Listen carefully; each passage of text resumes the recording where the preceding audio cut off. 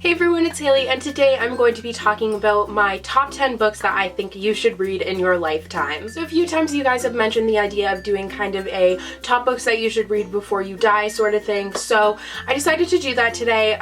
Now this list will never be complete because I haven't read all the books that I want to read. Now most of these books are classics. They're kind of all over the board really, but it's not all YA. So if you would like a list of must-reads for just YA, then let me know and I will do that for you. I did do my top 15 YA last year, which I will link down below for you guys, but if you wanted kind of an update on that, then I would be willing to do that. I mean, if the list has changed that much, which I'm not really sure that it has, but I'd have to look into it a little bit. But anyways, today I'm going to be talking about all of the books that I think you should read before you die. If you are going to pick up only 10 books, these are the 10 books that I think you should pick up.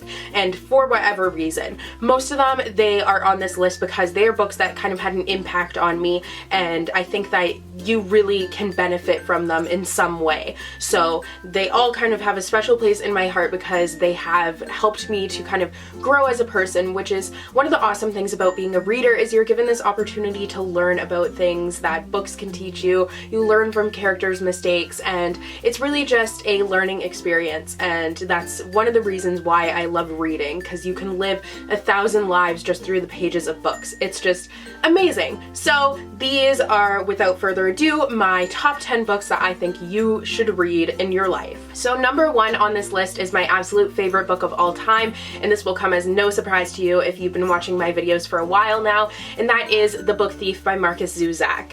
I just absolutely adore this book, and if anyone ever says that they are like looking to read something that's really impactful and powerful, this is the book that I will refer them to, because it is just such a magical story, and you just learn so much from it through the eyes of Liesel, who is in this terrible situation in Nazi Germany, and she's just a kid, so the whole thing doesn't really make sense to her, and you see her kind of trying to find her footing and grow up in a world that is just absolutely terrible, and there are terrible things happening around her that she just can't even begin to understand. Her innocence is kind of taken away from her, and you just see her kind of struggle with that.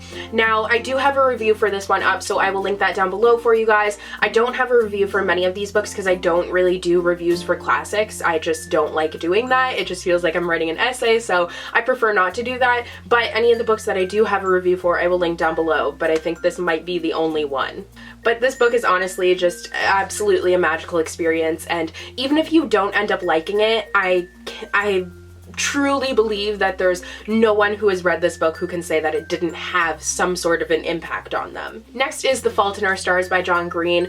I love this book for multiple reasons. I think it's fabulously written, and I know it's not everyone's taste, but I just think it is so, so good. I love the concept of it in the fact that you don't have to like leave behind this huge legacy when you die. You matter to a few people who you knew in your lifetime, and that's enough. You don't need any more than that. Like, the kind of complex of wanting to be amazing and wanting to leave something behind is something that I think a lot of people feel like they want to be remembered when they die, and they want to be remembered forever. But I mean, it's not plausible for everyone to be remembered forever. And this book, I think, deals with that in a really great way, and it also deals with illness and people being more than their illness, because I think sometimes in books that deal with characters who are sick, the characters kind of aren't seen beyond their illness, but in this book it's really, you are able to see them apart from the cancer. The cancer is just kind of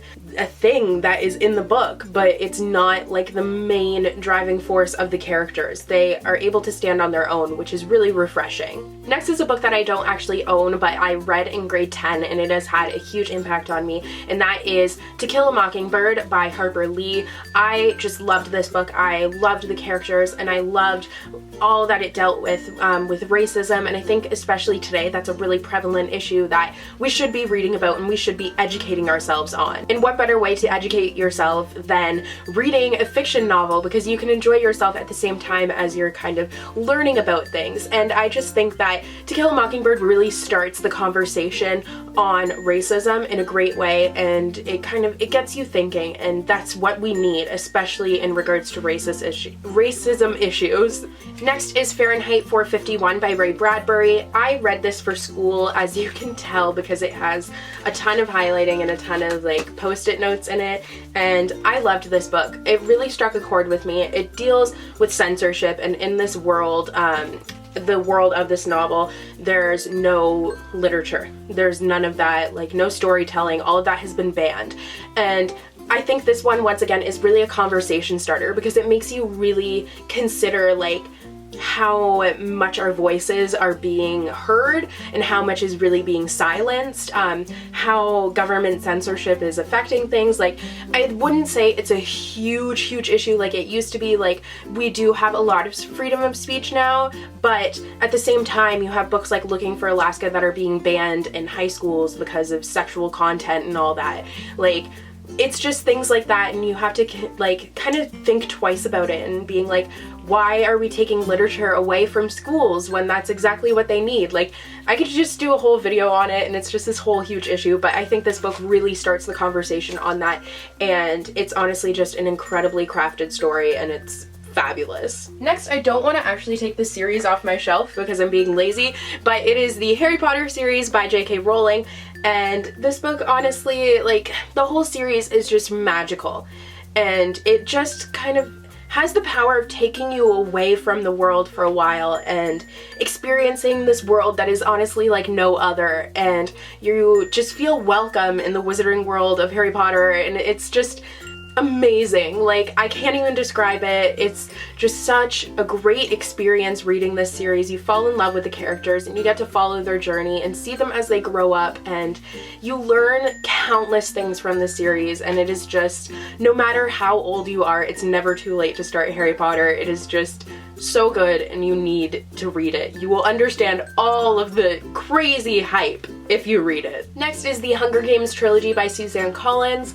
This series, like, this trilogy is honestly just, it kind of gets you thinking, and it really just makes you consider what's going on in government today, and if we have the potential to like become somewhat like the world of the Hunger Games, which is really scary, especially because it's a dystopian, and any like dystopian that you're like, wow, this could actually happen, is just terrifying. And I think that this book definitely has the potential, like maybe not to that extreme, but I mean, they were making a friggin' theme park out of it. Like, this book is not about a theme park. I think you're missing the point of it. But anyways, I think that this trilogy just honestly makes you think about today's society and how the government kind of manipulates things, and that's always a good thing to think about because politics are crazy. Next is Anne of Green Gables by Ellen Montgomery.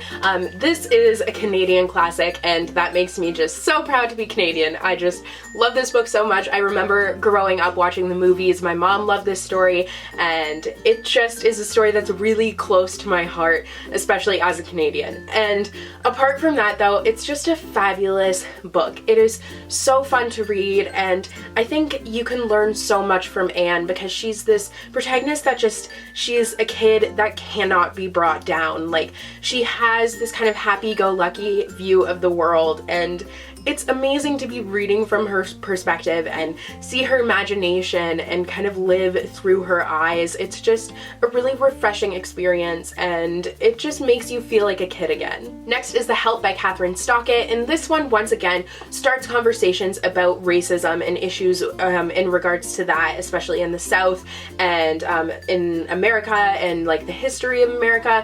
This book just honestly really kind of is educating. It considers like censorship, it considers racism at the forefront, and I think it just starts the conversations that need to be had, and it does it in a way that is really enjoyable. Next is Alice's Adventures in Wonderland and Through the Looking Glass by Lewis Carroll. You guys know that these stories are near and dear to my heart.